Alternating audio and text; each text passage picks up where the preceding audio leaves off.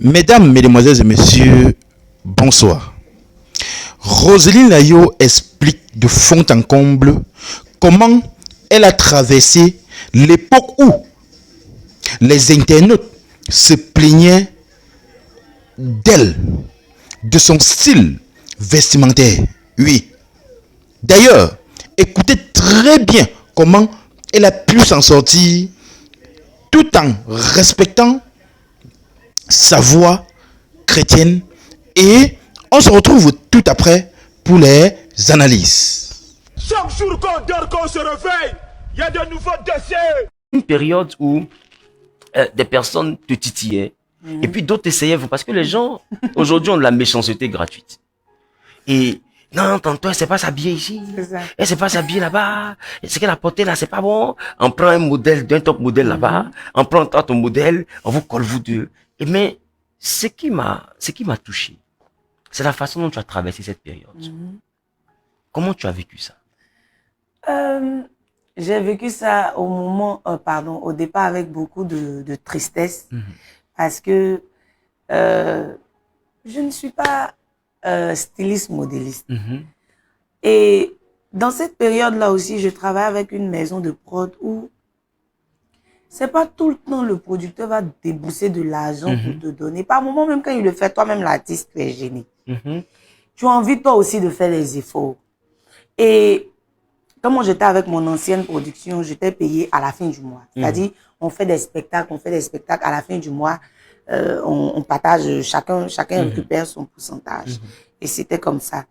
Bon, tu as envie de te réaliser. Tu vas pas prendre tout cet argent-là, aller appeler un styliste pour dire viens m'habiller ou comment on appelle ça, comment on les appelle même, les quoi vestimentaires là.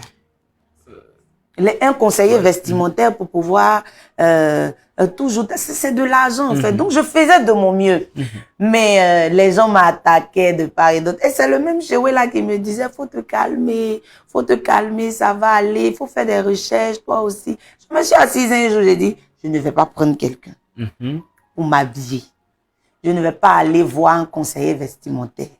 Moi-même là, je vais m'asseoir et je vais faire des recherches. Et j'ai un frère qui s'appelle Raphaël, il est dans la décoration, à qui je veux dire merci. Il s'est assis avec moi, il m'a dit, ma soeur, il y a beaucoup de sites ici sur le net. Si tu veux t'habiller de façon décontractée pour sortir, il faut taper style décontracté. Ça va sortir. Tes habits que tu as à la maison là, ils vont te montrer comment agencer ça. On fait les combinaisons. Oui, tu vas porter, tu vas sortir. Il n'y a pas quelqu'un qui va te dire, tu es mal habillé. Et c'est. Donc, il m'a montré les sites, là, il m'a montré.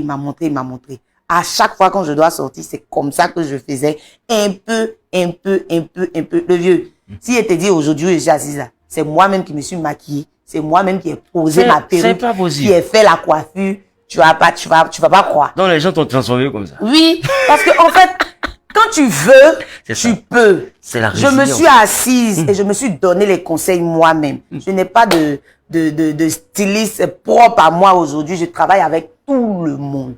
Quand ça me plaît, je t'appelle, je dis je veux travailler avec toi. Si j'ai ton argent, je te donne. Ah non, on travaille. Mes habits petits, je porte là. Quand je vois dans des magasins, ça me plaît, je paye. Quand j'arrive, j'essaie, c'est joli, je porte ma chose, je viens. Papa va m'appeler pour dire que tu as, comment on appelle ça, une émission avec moi. Je dis, ok, je me suis assise. Je suis allée sur Facebook, j'ai tapé, j'ai fouillé, j'ai vu un magasin. J'ai dit, ok, ça là, ça peut m'aller. J'ai pris la tenue, je me suis assise. J'ai dit, ben, quel make-up va aller avec cette. C'est-à-dire, moi-même, je m'assois et puis je fais tout ça là dans ma tête. Quand je finis, et puis mon mari dit, waouh, bébé, tu es belle. Pour lui, après ici, j'ai un rencard. Je lui ai dit qu'il faut donner ta vie au Seigneur chez lui. Je n'ai pas de rencard. Donc, je peux pas, je m'en vais à l'émission là, tu vois. En un mot, c'est pour dire que leur façon de m'attaquer, là, ça m'a formé. Ça m'a formé positivement. Je n'ai pas pris ça, en fait, pour me faire un blocage dans la tête, pour dire, ah, moi, je peux pas m'habiller, ah, moi, je suis comment, ah, non. Ça m'a formé. Je me suis assise, moi-même, j'ai commencé à goupiller les choses dans ma tête et Dieu m'a aidé. C'est comme quand tu vas à l'école, quand tu dis, oui, moi, je vais réussir, là, tu vas, coûte que coûte, tu vas réussir. Et ça a été moi, comme on dit, ma devise ou bien quoi, là. C'est ça. Oui, c'est ça. Voilà.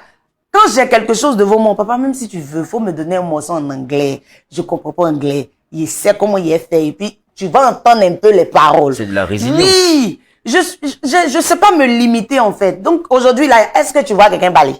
Ah, ils sont assis Mes par terre. lunettes, ils ont pris pour m'attaquer.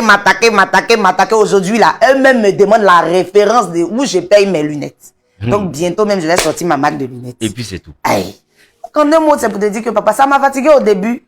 Mais après, j'ai transformé ça en autre chose. Et c'est ce qui est là. Je peux m'élever, tu vas me voir. Voilà, c'est ce que ma prête a dit. C'est pas possible. Tout quand je vais enlever même ça la main, tu vas voir. Mais Ça fait, tu as vu les pangas de pantalon, il faut filmer tout ça là, faut pas laisser. Tu as vu comment je suis belle, c'est-à-dire avec ça, ça passe. Sans ça passe. Je peux porter des baskets en bas comme je suis belle, il n'y a rien à dire, papa. Madame Chéoui. Oui, je dépose ça ici d'abord, on peut continuer l'émission. Et je voulais renchérir ce que tu viens de dire tout à l'heure, parce que les enfants, quand ils ont les cailloux, là, ils lancent jamais le caillou sur la mangue qui n'est pas mûre. C'est la mangue qui est mûre. C'est ça. C'est elle, on veut faire tomber. Donc, c'est parce que les gens voient ton étoile. Et je bénis Dieu parce que pour voir ça sous cet angle-là, il faut quelqu'un qui a de la spiritualité. C'est ça.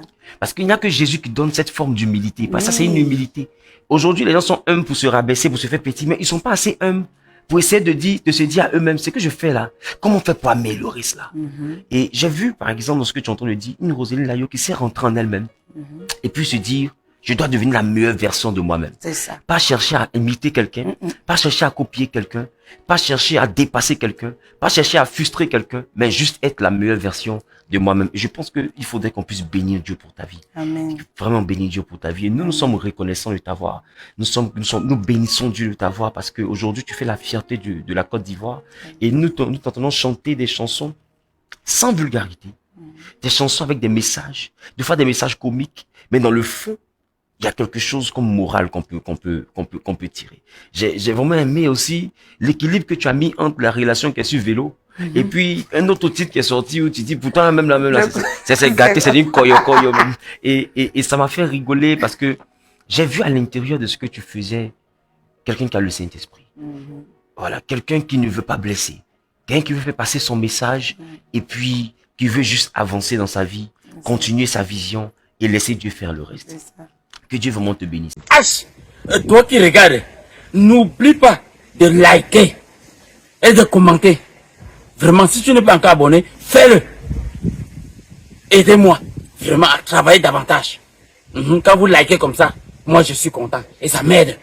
Merci pour la marque de confiance.